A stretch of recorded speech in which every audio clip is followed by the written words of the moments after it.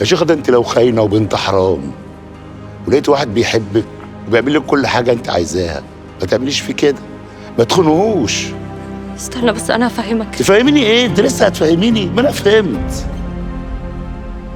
حرب بريء، ما سرقش ولا قرب منك، صح؟ صح بس والله العظيم كان عايز يقسم معايا الفلوس، ده طماع. طماع بنأدبوه، بس الخاين بنموتوه. خلاص موتني يا عيسى، موتني يا عيسى وريحني من اللي انا حاساه. يا ريت اقدر، فكرت في كده بس ما قدرتش،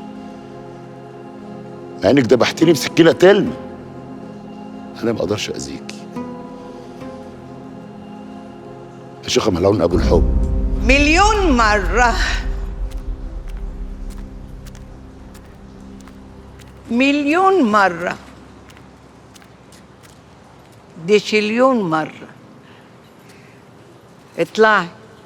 اطلعوا في بره، خلينا اتكلم معاه كلمتين على استبطارات.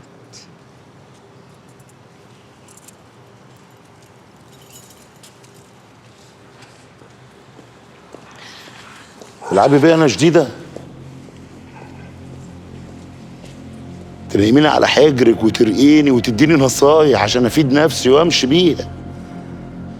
اخس، انا كنت فاكر ان انا حبيبك. ما انت حبيبي وبحبك وهبخرك وهنيمك على رجلي. ما جبتليش سكه ودغري ليه؟